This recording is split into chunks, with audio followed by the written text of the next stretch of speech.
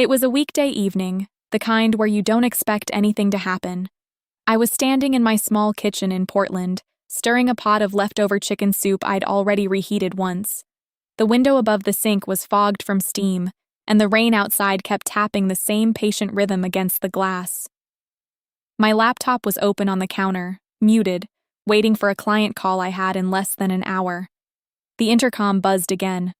I didn't jump. I didn't even feel surprised. I just turned the burner down and pressed the button without asking who it was. A few seconds later, my front door swung open hard enough to rattle the chain lock. My sister Mallory came in first. She had a tiny purse on her shoulder, the kind that couldn't hold anything useful, and she was pulling a rolling suitcase behind her like she was checking into a hotel. The suitcase wasn't even zipped. On top of it sat my nephew, Eli, 11 years old, curled slightly forward with his arms wrapped around his own ribs. His face looked washed out, like all the color had been drained. He wasn't crying. He wasn't complaining. He was just quiet. Mallory didn't look at the soup. She didn't look at my laptop. She didn't look at me. "It's just for tonight," she said, already steering the suitcase toward my couch like the decision had been made days ago. I glanced at the clock on the microwave. "You're early," I said. "I told you I had a call until 7. "I'm meeting someone," she replied. Like that explained everything. I turned the stove off and wiped my hands on a dish towel that was already damp. "You said that Monday, and Saturday, and last week." She gave me the smile she always used when I tried to bring up real life. Tight, polite, and meant to end the conversation. "He has his inhaler," she said, pointing at the suitcase. "Nebulizer's in there too. You know what to do." Eli made it to the couch in slow steps and lowered himself onto the cushion like it took planning. He was breathing shallow, with that faint whistle at the end of each exhale. The sound was small, but it made my body go still. I stepped between Mallory and the door, not dramatic, just planted. "No," I said. She blinked at me, annoyed, like I'd refused to lend her a sweater instead of challenging her entire life. "You can't keep doing this," I continued. "He's sick. You can't drop him off like this and disappear." She rolled her eyes and reached for her keys. "I need a break, Rowan. I've been doing this alone for years. You wouldn't understand." I didn't raise my voice. I didn't step closer. I just looked at her. "A break," I repeated slowly, because sometimes hearing your own words out loud makes them sound different. "From parenting." Her jaw tightened. "Don't start." "I'm not starting anything," I said. "I'm telling you what's happening. He's not a bag you can set down when you're tired." Mallory's eyes sharpened. "You've always been jealous." That one was familiar. It was what she said when she wanted to turn the conversation into a fight, because fights meant she could leave without guilt. "You don't have kids," she added. "So now you get to play mom and feel important. Enjoy it." Then she reached around me, slid the chain free like she'd done it 100 times, and opened the door. I didn't grab her arm. I didn't block her physically. I didn't beg. I just stood there, quiet, watching her slip out. Right before she stepped into the hallway, she turned her head back and said it calmly, like it was a favor she was offering me. "You're better at this anyway." And then she left. The door clicked shut. In the living room, the nebulizer machine was already humming from the suitcase, as if it knew its job better than she did. Eli was curled on the couch, one hand pressed to his chest, eyes half open like he'd been awake for too many nights in a row. I crossed the room and knelt down beside him. The carpet felt a little damp near the window from the draft, and the air carried that faint plastic smell of medical tubing. "Hey," I said, soft. "You with me?" He nodded once, small, careful. I checked the timer on the machine. 12 minutes left. I sat on the floor with my back against the couch, close enough that if his breathing changed, I'd feel it before I heard it. My soup sat cooling on the stove behind me, forgotten. My laptop screen dimmed, the client call ticking closer like it still mattered. For a minute, I didn't move at all. Then I reached into the suitcase to straighten the tubing, the way I'd learned to do from repetition, and I felt something inside me shift into place. Not anger, not panic, something quieter than both. A kind of decision. Because this wasn't the first time she'd left him here, but this time, she hadn't packed him an overnight bag. She'd packed a machine, and there was a difference. The nebulizer beeped softly, and Eli's shoulders relaxed by a fraction, like his body was accepting the only constant it had. I kept my voice steady. "We'll get through tonight," I told him. He didn't answer. He didn't need to. A few minutes later, my phone lit up on the coffee table with a notification. Not Mallory. Someone else. I didn't pick it up right away. I just watched the timer count down, listened to the rain against the window, and waited. The next evening felt almost identical, which was how I knew it wasn't a one-off. The rain had backed off, but the air still had that cold, wet smell that sinks into your clothes. I had 2 grilled cheese sandwiches on the counter and a bowl of tomato soup cooling beside them. The bread was slightly too dark around the edges because I'd stepped away to answer an email, and I didn't bother pretending I hadn't. Eli sat at my small kitchen table, shoulders rounded, staring at the soup like it was a chore. He wasn't scrolling on a phone.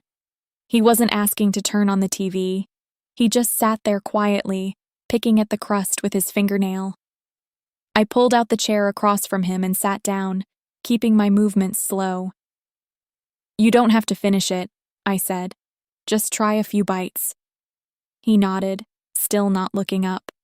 The wall clock above the fridge ticked louder than usual, or maybe I was just paying attention to it. The kitchen light had that faint buzz old fixtures get, a steady electrical hum that makes everything feel a little tired.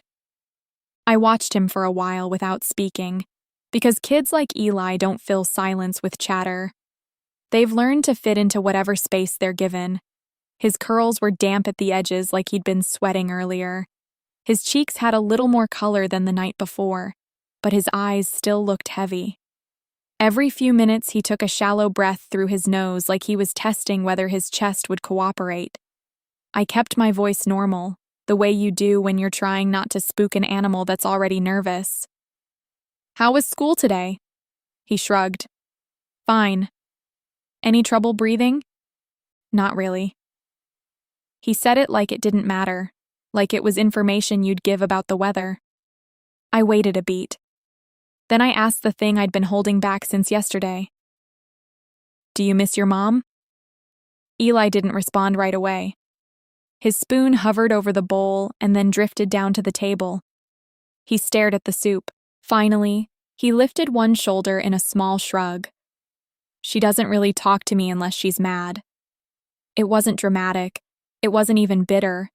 It was just the kind of sentence a kid says when they've said it before and no one reacted, so they stopped expecting a reaction. I felt something in my chest go tight, but I didn't let it show on my face.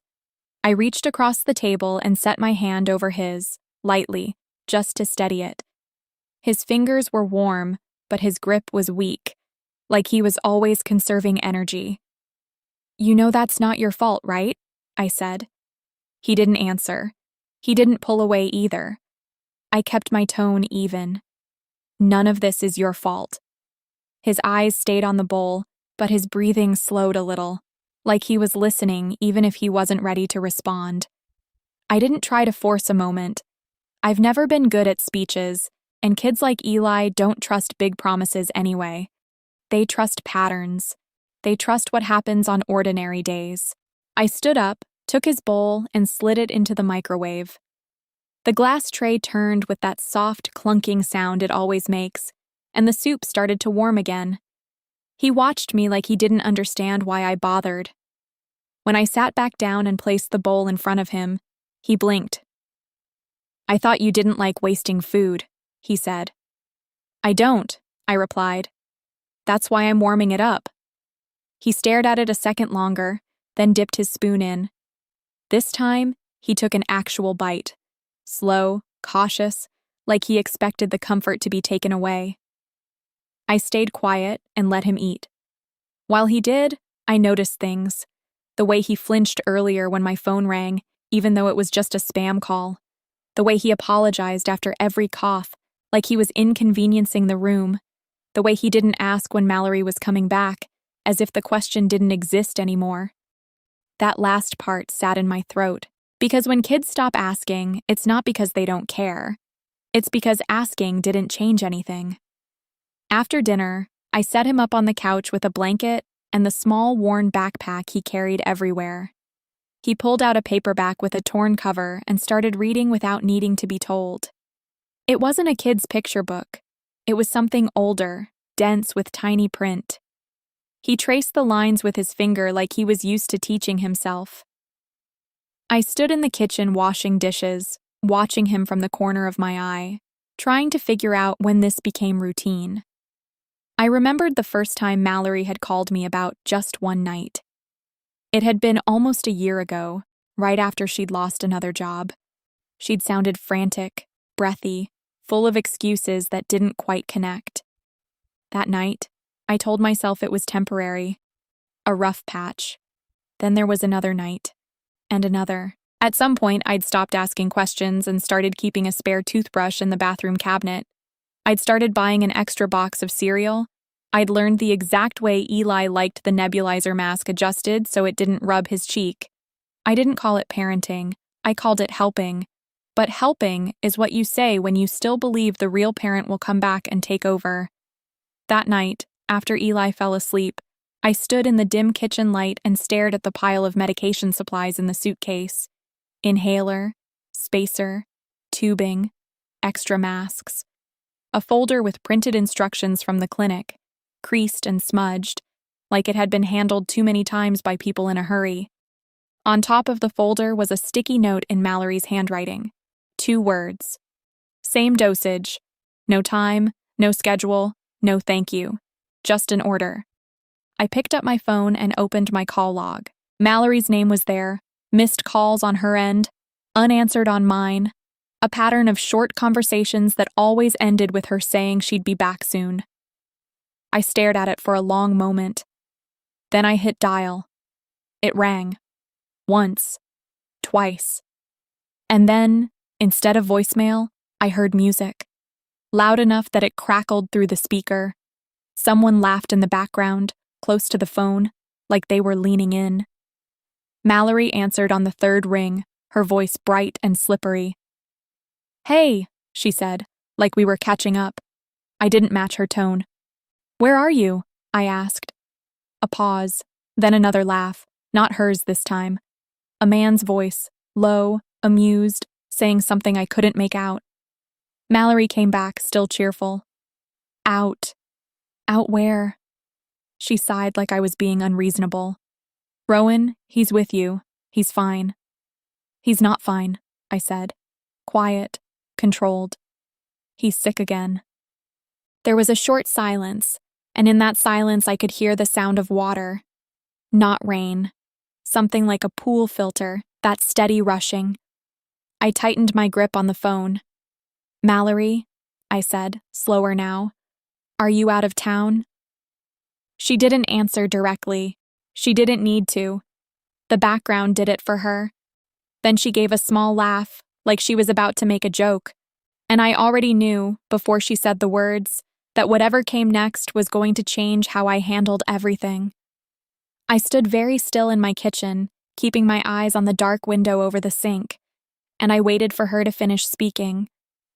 Mallory's laugh faded into a softer tone, like she was switching to the voice she used when she wanted something. "You're making it sound worse than it is," she said. "He's with you.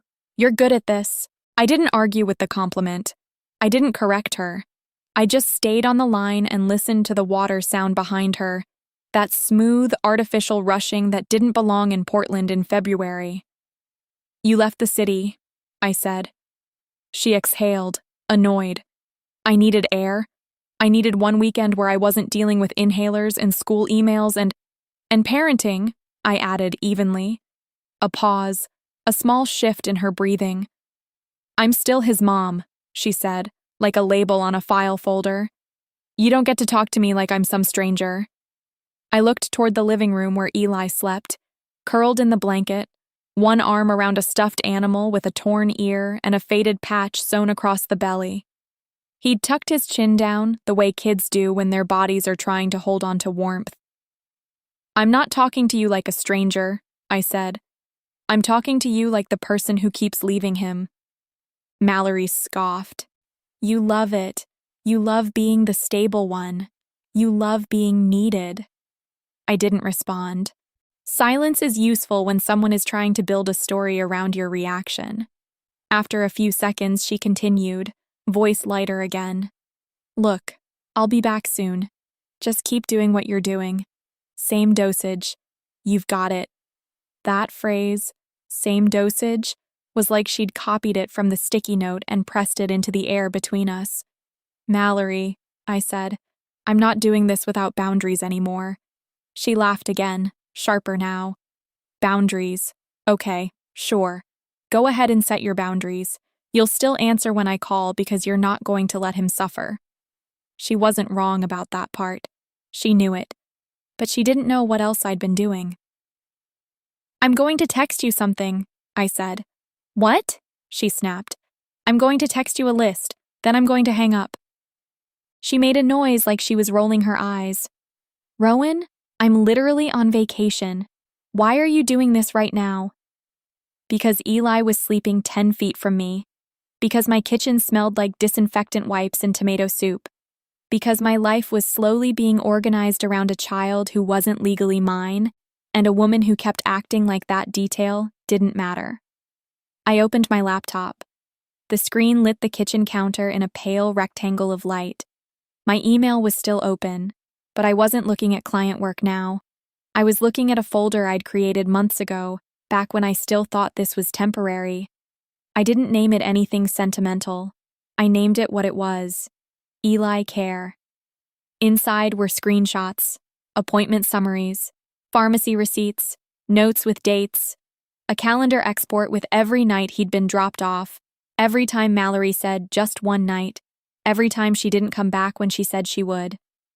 Some people cope by venting to friends, some people pray, some people pretend.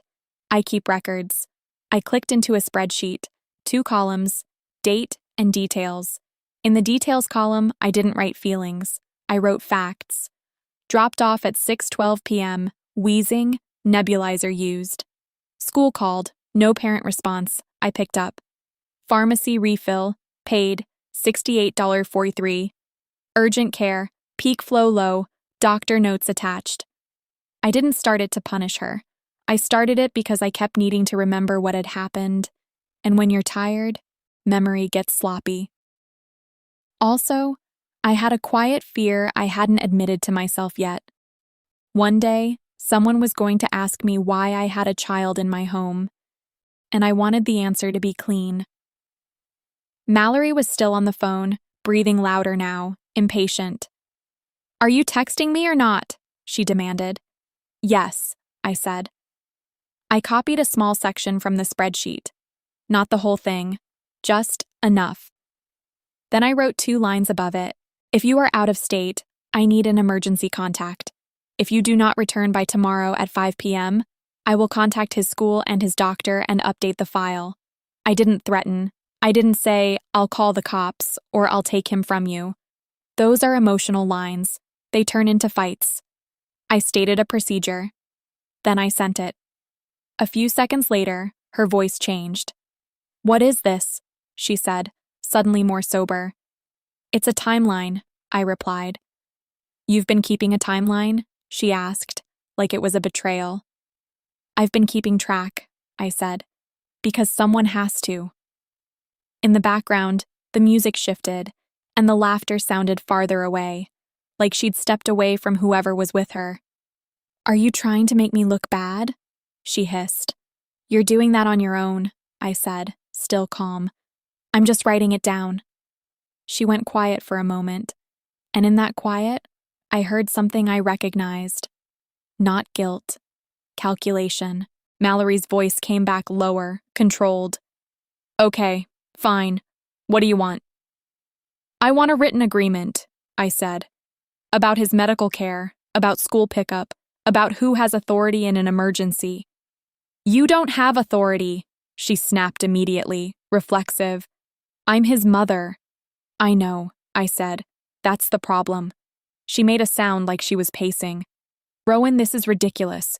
You're being dramatic. I'm being organized, I corrected. You're not his parent, she said, sharper now, like she needed to remind both of us. I didn't argue with that either, because it was true, and that truth was exactly why I'd started doing what I was doing. I'm going to email you something tonight, I said. It'll be simple. You can sign it digitally. She scoffed. I'm not signing anything. Then you'll need to be here, I said. Physically, consistently. Because if you're not, I'm going to need the next best thing, which is documentation. There it was again. That pause. That space where she realized I wasn't begging. I wasn't negotiating feelings. I was putting a system in place that didn't require her cooperation to exist. You think you're so smart, she said finally, voice thin. You always did. You always had to be the responsible one. I let the insult slide past. I'm going to hang up now. Don't you dare! I ended the call. Then I did what I always do when I'm trying to stay steady. I put the phone face down. In the living room, the nebulizer sat on the floor by the couch, quiet now, tubing coiled like a sleeping snake. Eli's breathing was still a little rough, but it was steady. I walked over and adjusted the blanket at his shoulders so it covered the edge of his hoodie. He didn't wake. Back in the kitchen, I opened a new email. The cursor blinked in the empty message box, patient and neutral. I typed a subject line first, because subject lines are like guardrails. Eli Medical and School Care Authorization. I stared at it for a moment. Then I began attaching files. I didn't send the email that night. Not because I was unsure, but because I've learned that anything written while you're shaking turns into something you regret later. So I drafted it, saved it, and left it in my outbox. Then I cleaned my kitchen. I wiped the counter. I rinsed the sink. I stacked the plates. Small tasks, the kind that keep your hands busy while your mind sorts itself into straight lines. When everything was quiet again, I opened the spreadsheet and added the call. Date: Thursday. Details: called Mallory, 11:18 p.m. Background sounded like pool. She refused return timeline. Sent partial care log by text. I didn't write I cried. I didn't write I'm exhausted.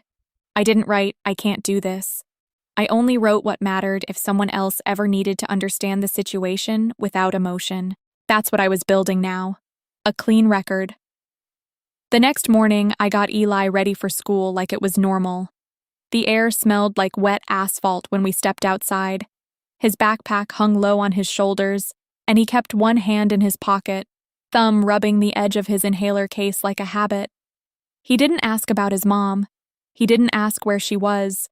He talked about a science quiz and a book he was halfway through, like his brain had learned how to keep moving even when the adults didn't. At the corner, he stopped and looked up at me. Are you mad at her? He asked. I didn't answer quickly, not because I didn't know, but because kids hear the truth in your timing. I'm not mad, I said. I'm focused. He squinted a little. Focused on what? Keeping things steady, I said. For you. He nodded once, like that made sense, and kept walking. His shoes splashed through a shallow puddle, and he didn't even flinch. After I dropped him off, I went straight back home and sat at my laptop. Not for work. Not yet. This was the shift. The part where you stop hoping someone will change and start building a life that doesn't depend on them. I opened a fresh document and wrote 3 lines at the top, simple and plain. Step 1. Medical authority in emergencies. Step 2. School authorization and contact updates. Step 3. Proof of responsibility and costs. Then I moved through them. Step 1 was the most urgent, because Eli's lungs didn't care about family drama. I logged into the patient portal for his clinic, the one I'd had access to because Mallory had handed me her password months ago in a text that said, "Use this if you need it." No context, no security, just another careless shortcut. I didn't change anything. I didn't impersonate her. I just downloaded what I needed: recent visit summaries, medication lists, care plans, doctor notes. I saved everything into a folder with dates in the file names: 2025-1014 pulmonology summary, 2025-1122 pharmacy refill receipt, 2026-0206 care plan update. Then I called the clinic. When the receptionist answered, I didn't start with a story. I started with a question. "Hi," I said. "I'm calling about Eli Hart's file. I'm listed as a caregiver. I need to know what the clinic requires to let me authorize treatment if his mother is unreachable."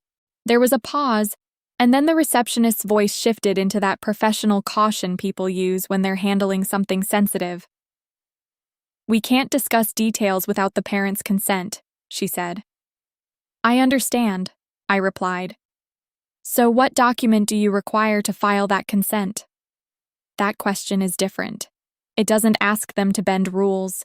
It asks them to explain the rule. She exhaled slightly, relieved. "We would need a signed medical authorization form," she said. "And we'd need it on file. Some parents also provide temporary guardianship paperwork." "Okay," I said. "Can you email me the form?" "We can email it to the parent," she corrected. "That's fine," I said. "Email it to Mallory Hart. I'll make sure she receives it." The receptionist didn't argue with that. She took the email, thanked me, and promised it would be sent within the hour. I wrote it down in the spreadsheet. Clinic called 9:14 a.m., medical authorization form requested. Step 2 was school. Eli attended a small public school 5 blocks from my apartment. I'd been there so often that the front office staff recognized me, which was comforting and also alarming. I walked in after my morning work block, raincoat still damp at the cuffs. The office smelled like printer toner and cafeteria waffles. A line of kids waited for late slips, chatting quietly.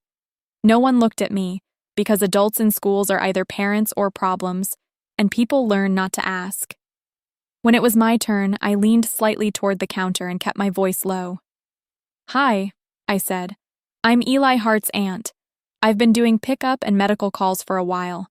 I need to know what the school needs to formally list me as an emergency contact." The woman behind the counter, Ms. Delgado, didn't smile, but her eyes softened in recognition. "I wondered when someone was going to ask," she said quietly. That landed in me like a small weight. "Do you have his parents' contact information?" she asked. "Yes," I said, "but she's often unavailable." Ms. Delgado didn't comment. She slid a form toward me, the paper crisp and official. "We need the parent to add you," she said, "or we need documentation showing you have legal authority." "I don't have legal authority," I replied. "Not yet." She nodded slowly, like she understood exactly what "yet" meant. "Then start with the parent request," she said. "If she refuses, you'll need to speak to the principal, and then it becomes a different process." I took the form. I didn't fill it out there, because it required Mallory's signature, but I didn't leave empty-handed. Before I walked out, I asked one more question. "Can you print me Eli's attendance record for the last 6 months?" Ms. Delgado hesitated. "That's usually for parents." "I know," I said, "but I'm not asking for grades. I'm asking for attendance. If that's not allowed, tell me who can authorize it." She studied my face for a moment, then sighed. "I can print it if the parent requests it," she said. "Okay," I replied. "Then I'll email the parent today and copy you." That was my pattern now. No fighting, no begging, just documented steps. On the walk home, the rain had eased into mist, and the sidewalk looked polished, reflective. I passed a coffee shop with warm light and people laughing inside, and for a second, I had the strange sensation of living next to someone else's normal life. Back in my apartment, I opened my bank statement. Step 3. This part was simple, but it still made my stomach tighten. I pulled up the last year of pharmacy charges, urgent care copays, inhaler refills, school supplies, and groceries I'd started buying in 2 quantities instead of 1. I highlighted anything directly tied to Eli, not to show off, not to guilt anyone, to quantify reality. I made a separate sheet and titled it something plain, Eli direct expenses. Then I entered numbers and dates, 6843, refill $24 copay $112.10 clinic bill, $37.89 humidifier filters, $18.50 school lunch balance. It added up faster than I wanted it to. When I finished, I didn't stare at the total.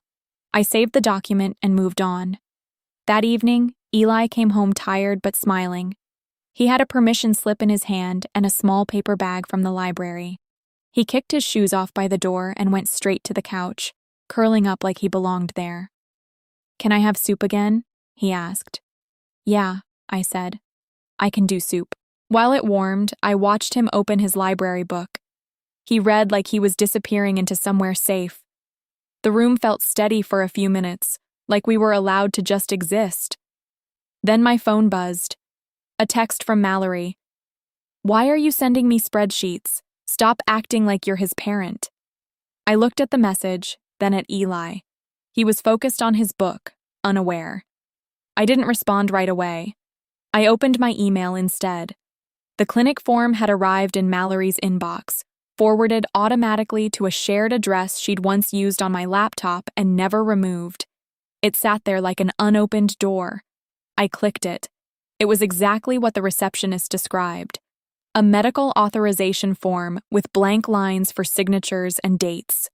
Clear language, black and white. I saved it.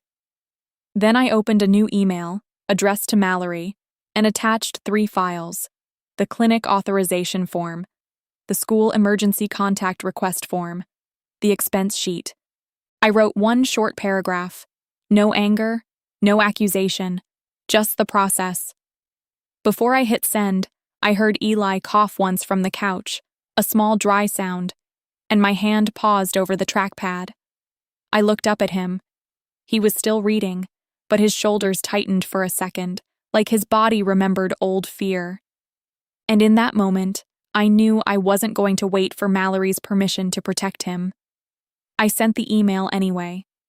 Then I sat down at the kitchen table, pulled my notebook closer, and wrote a single line beneath my 3 steps. If she refuses, I move to legal. I didn't say it out loud. I just wrote it down, and then I waited. Mallory didn't answer my email that night. She waited until the next afternoon, right when I was folding laundry on the couch and Eli was at the table working through math problems with his pencil pressed so hard it left dents in the paper. My phone rang. Her name flashed across the screen. I didn't pick up in front of him. I stood, walked into the hallway, and closed the bathroom door behind me. Not to be secretive, just to keep his world quiet. "Hello," I said. "You think you can do this?"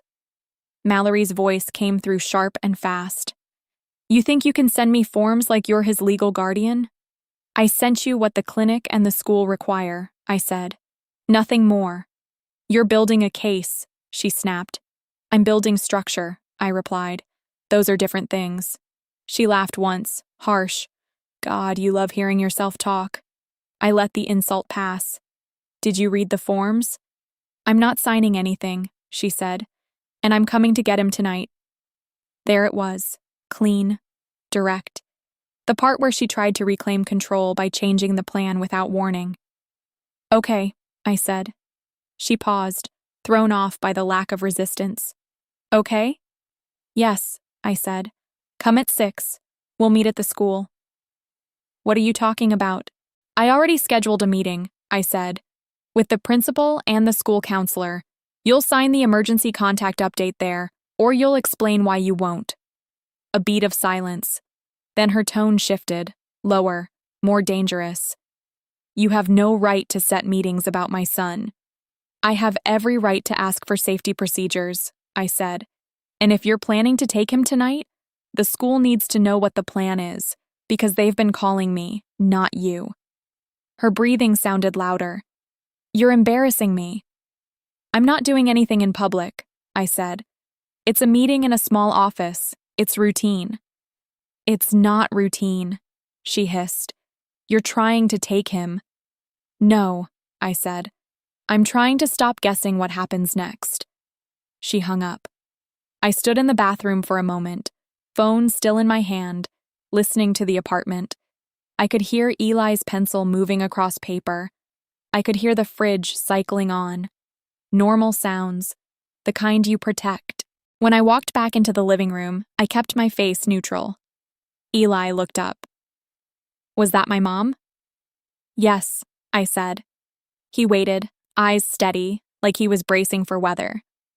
She's coming tonight? He asked. She said she is, I replied. But we're not doing surprises. We're meeting at your school, with adults there. He nodded slowly. He didn't look relieved. He didn't look excited. He just looked tired. Do I have to go with her? He asked, voice small. I sat down across from him. You don't have to decide anything alone, I said. If you feel uncomfortable, you tell me or you tell Ms. Warren. That's the counselor. You understand? He nodded again and went back to his worksheet like the conversation had taken the last of his energy. At 5:30, I printed everything. Not dramatic stacks, not a courtroom performance, just neat packets in a folder. Clinic care plan, appointment summaries, the medical authorization form with the signature line highlighted, the school's emergency contact update form, a one-page expense list with dates, and the spreadsheet timeline trimmed to the last 6 months. I also printed one thing I hadn't asked for directly but had finally received that morning, a copy of Eli's attendance record, not grades, not behavior notes, just attendance. It showed early pickups, late arrivals, and a pattern of absences after weekends, the kind of pattern you see when a child's life is unstable, even if nobody says it out loud. At 6, I walked with Eli to the school. The building looked different in the evening. Quiet, dim. The hallways smelled like floor cleaner and old paper. Our footsteps echoed past bulletin boards and empty classrooms. Ms. Warren met us at the front office. She was calm, mid-30s maybe, hair pulled back, a cardigan that looked like it lived on the back of her chair. She greeted Eli first, at his level. Hey, Eli, she said softly. Thanks for coming. He nodded without speaking. The principal, Mr. Klein, was already in the small conference room, a round table, 3 chairs, a tissue box that looked untouched, a small clock on the wall, ticking loudly. I sat with Eli beside me, not across from him. I kept one hand on the folder, the other resting flat on the table. At 6:07, Mallory walked in. Her hair was styled, makeup fresh, coat still damp like she'd rushed from somewhere. She looked around the room and forced a smile like she was arriving at a parent-teacher conference she didn't want. Then she saw Eli. Her expression softened for half a second. Hi, baby. Eli didn't stand. He didn't smile. He just looked at her, blank, like he was watching someone he used to know on a screen. Mallory's eyes flicked to me. So this is what you did, she said, voice tight. You dragged the school into family drama. Mr. Klein lifted a hand slightly. This is not drama, he said, measured.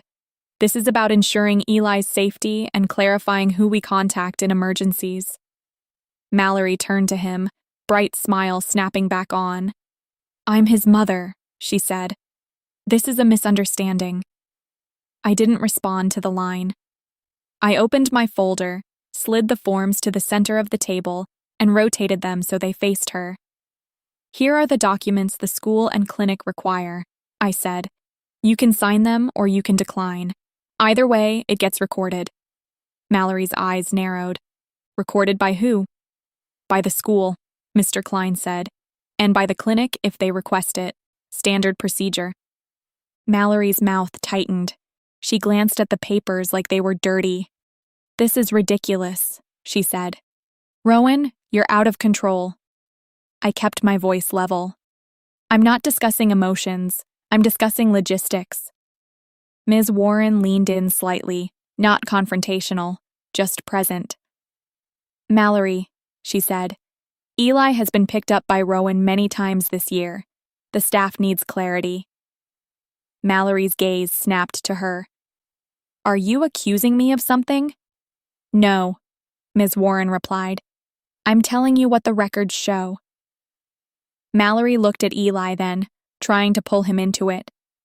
Tell them you want to come home, she said quickly.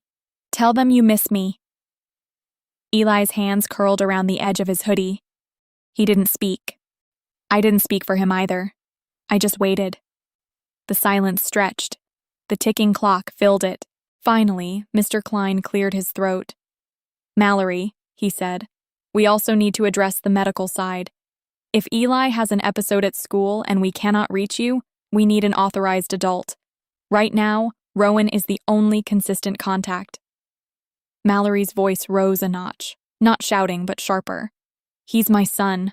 I don't need to authorize my sister to replace me. I slid the clinic form forward another inch. This doesn't replace you, I said. It allows treatment if you're unreachable. I'm not unreachable, she snapped. Mr. Klein opened a thin folder. We have documented attempts to reach you, he said, calm. Multiple times. Mallory's face shifted, the polite mask slipping. So you all think I'm a bad mother? No one answered that, because nobody needed to. Facts were already on the table. I took the attendance record and placed it gently beside the forms. This is why we're here, I said. Mallory stared at it, then looked at me with something like panic, and then anger, like panic turning into a weapon. You've been collecting evidence, she said. I've been collecting reality, I replied. Her eyes darted to Eli again. You told him things, she said, voice shaking now. You turned him against me. Eli finally spoke, but it was barely above a whisper. She doesn't turn me, he said. You leave. Mallory froze like he'd slapped her. Ms. Warren's face softened, but she stayed silent. Mallory's voice cracked. Eli, come on. I'm here now. We can start over. Eli didn't move. He didn't lean toward her. He just sat still, shoulders tight, eyes dry. I kept my tone neutral. You can start with signing the forms, I said. Then we can discuss a schedule, predictable pickups, predictable drop-offs, medical responsibilities, not promises, dates. Mallory stared at the papers, breathing hard. Then she pushed the folder back like it burned. No, she said. I'm not playing this game. Mr. Klein's voice stayed steady. Then we have to follow our protocol. If a child's primary guardian refuses to establish emergency contacts while another adult is functioning in that role, we are required to document it and escalate. Mallory blinked. Escalate to who? District support, he said, and possibly child welfare services depending on the circumstances. Mallory turned to me, eyes wide, furious and frightened at the same time. You did this, she said. I didn't deny it. I didn't defend myself. I just stated what was true. I created a paper trail, I said, because Eli deserves stability, whether you feel like cooperating or not. Mallory stood so fast her chair scraped the floor. Fine, she spat. You want stability? Keep him, since you're so obsessed with being the hero.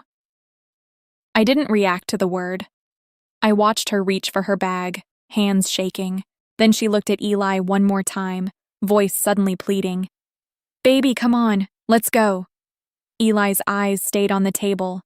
After a few seconds, Mallory's face crumpled, and the anger drained out of her like air. She turned away sharply, like she couldn't stand to be seen like that, and walked out of the conference room without another word. The door clicked shut. For a moment, nobody moved. Then Mr. Klein spoke softly. Rowan, he said, I need to be very clear. If Mallory refuses to sign these and continues leaving Eli in your care, you should seek legal guardianship, not for control, for protection. I nodded once. Ms. Warren slid a small card across the table. This is a local family services office, she said. They can explain the process. I took the card and put it in my folder. Eli finally looked at me, not asking, just checking. I placed my hand over his on the table, steady pressure. We're going home, I said. He nodded. We walked back through the empty hallway, our footsteps soft on the polished floor. Outside, the air was cold and clean. The rain finally stopped. Streetlights reflected off the wet pavement like thin gold lines. When we reached my apartment building, Eli paused at the entrance. "She's going to be mad," he said quietly. "I know," I replied. Then I unlocked the door, and as we stepped inside, my phone buzzed in my pocket with a new notification. I didn't look at it yet. I just let the door close behind us. I waited until Eli was settled before I checked my phone. At home, the apartment felt smaller after the school building, quieter in a different way. Eli kicked off his shoes, washed his hands without being told, and went straight to the couch with his library book, like he was returning to a routine he trusted. The lamp by the window cast a soft yellow circle onto the coffee table. Outside, the street was wet and still. I poured 2 glasses of water and set one within his reach. Then I took my phone from my pocket and looked. It was an email from the school, time-stamped 6:41 p.m. Subject line, meeting summary and next steps. I opened it and read slowly. It was polite, brief, and very clear. It documented that Mallory attended the meeting, declined to sign the emergency forms, and left. It also documented that I was currently acting as the consistent caregiver contact. It listed the recommended next steps, including contacting district support and advising me to seek legal counsel regarding guardianship or temporary authority. No opinions, no commentary, just records. I forwarded the email to myself again, to my secure folder address, and saved a PDF copy of it. Then I put my phone face down. Eli looked up from his book. "Was that about my mom?" "Yes," I said. He stared at the page for a moment without reading. "Is she going to take me?" I sat on the edge of the armchair, not too close, not too far. "She can say a lot of things," I replied, "but decisions like that follow rules, not moods." He nodded faintly, as if rules were something he'd been wanting his whole life. That night, after he went to bed, I opened my notebook again. I didn't journal. I don't do long emotional entries. I make plans. I wrote the same 3 lines at the top of a fresh page. Step 1, legal consultation. Step 2, temporary authority for medical and school. Step 3, financial documentation and timeline. Then I moved. I searched for a local family law clinic and found a low-cost legal aid office that offered intake calls. I filled out the online request form with short, factual answers. When it asked for description of the issue, I didn't write about betrayal. I wrote, "Child is 11 with chronic asthma. Primary parent frequently leaves child with me without clear return date. I have records of appointments, medications, and school involvement.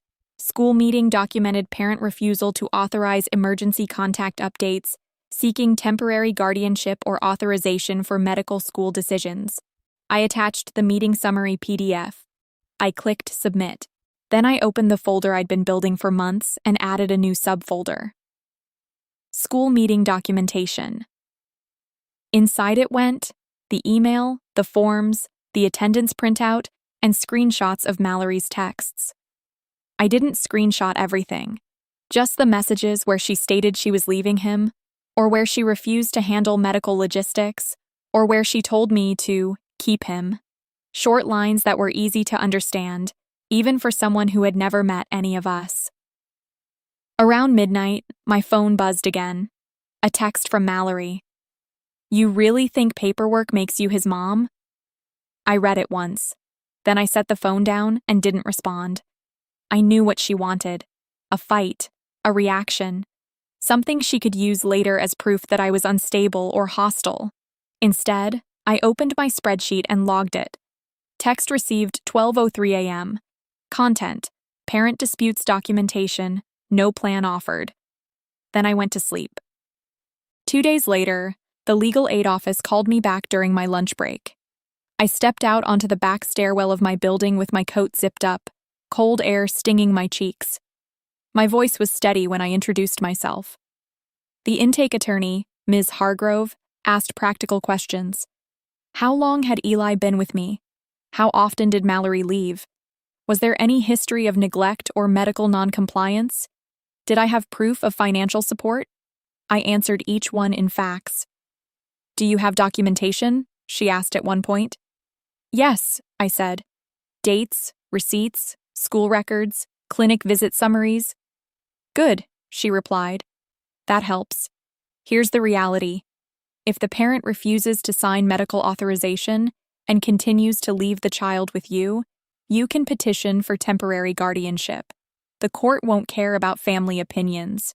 It will care about stability, health, and continuity. I didn't feel relief. I felt something more useful. Clarity. She explained what I could request and what I should avoid.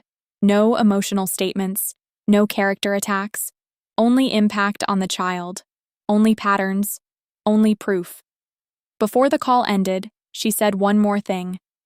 Rowan, do not let her pick him up without a written plan once you file.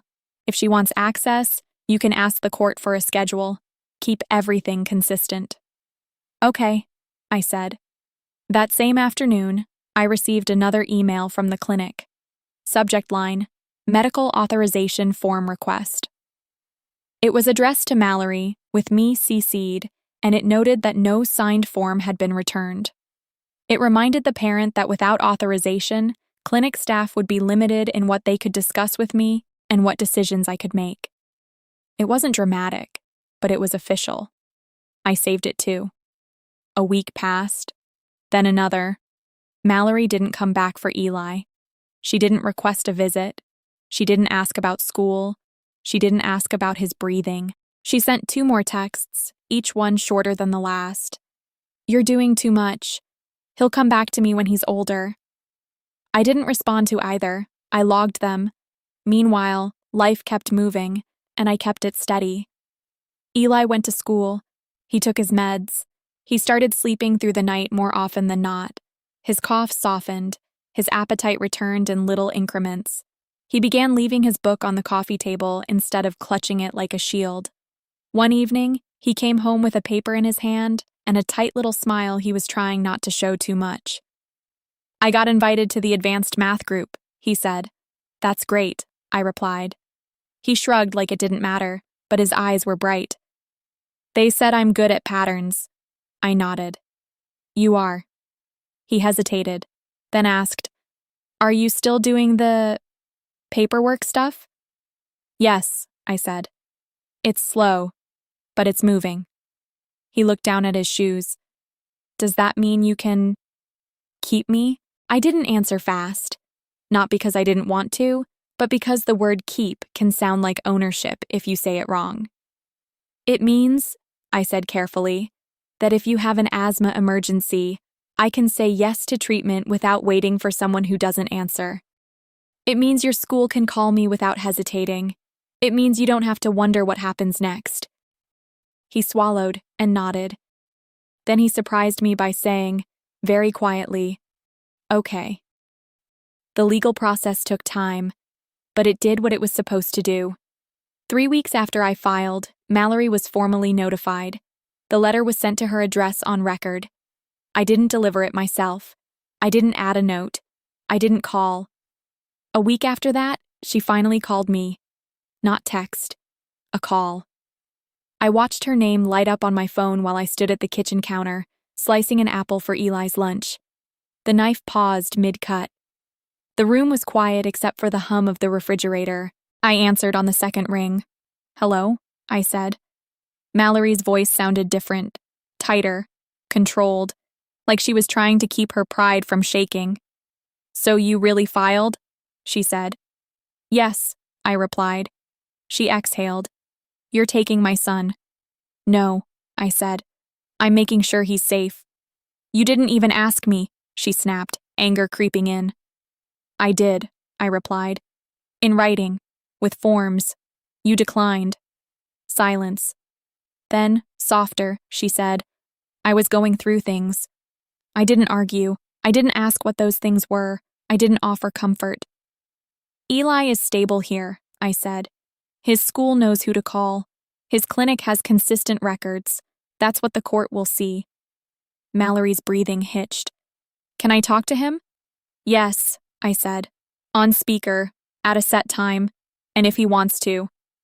She made a small sound like she wanted to protest, but she didn't. When? She asked. I looked at the calendar I kept on the fridge, the one with Eli's clinic reminders and school deadlines. I didn't pick a time that felt emotional. I picked one that fit routine. Sunday at 4, I said. 15 minutes. Another pause. Fine, she said, and hung up. On Sunday, at 3:58, Eli sat at the kitchen table with a glass of water in front of him. His hands were folded, not trembling, but still, like he was preparing for weather again. I placed my phone on the table between us and turned on speaker. At exactly 4, I hit call. It rang twice. Then Mallory answered. Hi, baby, she said, too bright. Eli looked at the phone and didn't speak right away. Finally, he said, calm and small, Hi. Mallory launched into quick updates about herself, about how she'd been thinking a lot, how she missed him, how she wanted to see him soon. I didn't interrupt. I didn't correct her. I just watched Eli's face. He listened. He didn't react much. When she asked questions, he answered politely, short and factual. School was fine. Breathing was better. He liked his new math group. Then Mallory said, I can pick you up next weekend. We'll have a real weekend together.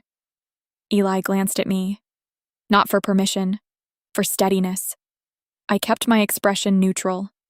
Eli turned back to the phone. No, he said. Mallory froze. What? I have school stuff, he said, and my inhaler schedule, and I'm staying here. Mallory's voice tightened. Eli, I'm your mother. Eli's eyes stayed on the table. His voice stayed calm. You're my mom, he said, but Rowan is the one who takes me to the doctor. The line went silent for a moment. Mallory exhaled sharply. So, she told you to say that? Eli didn't even look up. She didn't tell me. It's just true. Mallory started to cry, or at least her voice cracked like she wanted it to sound like crying. I'm trying, she said. Eli paused, then said something I could tell he'd been holding for a long time. Trying doesn't help when I can't breathe, he said. I didn't move. I didn't reach for the phone. I let him finish. Mallory's breathing turned uneven. I'll call again, she said, and then she hung up before anyone could respond. Eli stared at the phone for a second longer. Then he slid it gently toward me like it was done. I turned the screen off and put the phone away. No celebration, no victory, just quiet. That night, I received an email from Ms. Hargrove. Subject line, temporary guardianship hearing date set. I opened it and read the date twice. It was real. It was scheduled. It was official. I printed it and placed it in my folder. Then I went to the living room, where Eli was already curled on the couch with his book. He looked up. Did I do something wrong? No, I said. You told the truth. He nodded once and went back to reading. I sat down in the armchair and listened to the soft turning of pages, letting the silence do what it does when it's finally safe. And I marked the hearing date on the calendar in pen. The morning of the hearing, I didn't do anything dramatic. I got up early, made oatmeal, and packed Eli's lunch like it was a regular weekday. The kitchen smelled faintly like cinnamon and dish soap. Outside, the air was cold and clear, the kind of cold that wakes you up without asking permission. Eli sat at the table in his hoodie, spooning oatmeal slowly, eyes half on the bowl and half on me. You nervous? He asked. A little, I said. He nodded like he understood. You do that thing with your jaw when you're nervous. I touched my face without thinking. Do I? Yeah, he said, calm. But you're still gonna do it anyway. That was Eli's way of encouraging people. Quiet, specific, practical. I drove him to school first. Routine mattered. It told his body the day wasn't dangerous just because adults were going to talk in a serious room. At drop-off, he hesitated at the curb. "You'll be there when I get home?" he asked. "Yes," I said. He studied my face for a second like he was checking for certainty, then nodded once and headed inside without looking back. After that, I drove downtown. The courthouse parking garage smelled like concrete and old exhaust. I carried one folder, not a box. Inside it were clean copies of what mattered: the timeline, the school meeting summary, clinic notes, the medical authorization requests, the attendance record, the expense list, and screenshots of the texts where Mallory told me to keep him and refused to sign. No commentary, just dates and proof. The courtroom itself was smaller than people imagine. No dramatic wood paneling, just a plain room, pale walls, and chairs that squeaked when you shifted your weight. A clerk called names without emotion. Everyone spoke softly, like loud voices weren't allowed in a place built for decisions. Mallory arrived a few minutes late. She wore a blazer and an expression that tried to look composed. She sat 2 rows behind me and didn't speak. I didn't turn around. When our case was called, I stood, walked forward, and handed the clerk the folder as instructed. The judge looked through the paperwork with the kind of calm focus you only get from seeing hundreds of family stories and knowing most of them follow a pattern. The questions were simple. How long has the child been in your care? What medical needs does he have? What is your relationship to the child? Has the parent provided written authorization for you to make decisions in an emergency? Is there documentation of the school's concerns? Is there a plan for stability moving forward? I answered each one in short, clear sentences. I didn't talk about Cancun trips or personal insults. I didn't talk about what I thought Mallory felt inside. I talked about Eli's breathing, his appointments, school pickups, the lack of medical authorization, the nightly routine that kept him stable. Mallory tried once. She said, "I was going through a hard time. My sister just took over." The judge didn't argue with her. He simply asked, "Did you sign the medical authorization form when it was provided?" Mallory hesitated. "No," she said. "Did you attend the school meeting scheduled to address emergency contact procedures?" "Yes," she said. "And did you sign the emergency contact update?" "No," she repeated, quieter. The judge nodded, looked down at the papers again, and then asked one final question. "Do you have a concrete plan to provide consistent care starting today?" Mallory's mouth opened, closed, opened again. She didn't have one. The judge's decision wasn't theatrical. It was the same steady tone he used for everything else. Temporary guardianship was granted to me for medical and educational purposes, with specific terms. Mallory could have scheduled calls and supervised visits only after signing the medical authorization and providing a stable address and contact plan. A follow-up review was set for later in the year. It was a legal way of saying, stability first. When it was over, I walked out of the courtroom with a stamped order in my folder. The paper was plain. The ink was ordinary. But the effect was immediate. For the first time, I wasn't guessing. I wasn't hoping. I had authority to keep Eli safe. Outside, I sat in my car for a moment and let my shoulders drop, not in celebration, in release. I stared at the steering wheel and took one long breath, the kind you take when your body finally understands it can stop bracing. Then I drove back to normal life. That evening, I picked Eli up from school like I always did. He climbed into the car and buckled himself without being reminded. He watched my face in the rear-view reflection for a second. "How'd it go?" he asked. "It went the way it needed to," I said. He nodded like he understood what that meant, and he didn't ask for details. He just leaned his head against the window and watched the city pass by. At home, I made dinner. Nothing special. Pasta, a jar of sauce, a salad that was mostly cucumbers because it's what he'd eat without negotiating.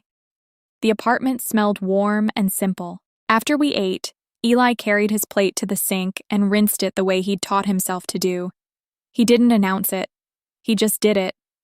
Then he walked into the living room and sat down on the couch. "Rowan," he said, voice quiet. "Yeah?" He hesitated, then said, "So, I'm staying." I didn't correct his wording.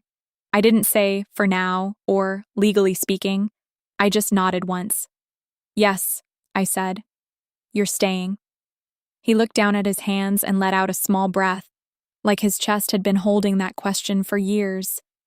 A few days later, Mallory sent one message. It wasn't an apology. It wasn't a plan. It was just a line that sounded like pride trying to survive. "You think you won?" I read it. Then I deleted it. Because there was nothing to win. There was only a child who needed steady air in his lungs and steady days in his life. Later that week, I was folding towels in the quiet of the evening when the doorbell rang. It wasn't Mallory.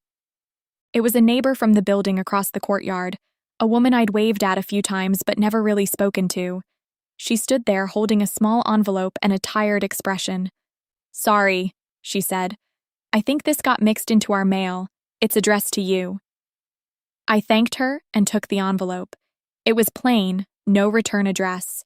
Inside was a single sheet of paper with a short note, typed, not handwritten. It was from someone I didn't recognize at first. A name from Eli's school, a parent I'd only met once at a pickup. The note was simple. It said she'd heard what happened with Eli, that she didn't want details, but that she was worried about a child in her own family and didn't know how to start creating stability without starting a war. I read it twice, then set it on the counter beside the towels. I didn't feel pulled into drama. I felt something else, a quiet recognition that situations like ours weren't rare. They were just usually hidden. That night, Eli fell asleep on the couch halfway through a movie. His breathing was steady, slow. I turned the TV down and covered him with a blanket, the same simple motion I'd done 100 times. Then I went into the kitchen, put the kettle on, and made tea.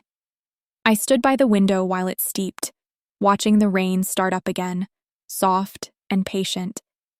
The apartment was clean, the calendar was organized, the folder with the court order was in the drawer where I kept important papers, not on display, not treated like a trophy, just stored, like it belonged there. When I finally sat down, I took one sip of tea and let the quiet settle in the room the way it's supposed to. If you made it this far, thank you for sitting with me through it. If you want to, tell me which city you're watching from and what time it is for you right now. And if you've ever been the person who had to bring order to someone else's chaos, I'd like to hear how you handled it. Please like and subscribe if calm. Real stories like this are what you come here for. 2 popular stories will appear next, and I'll see you there.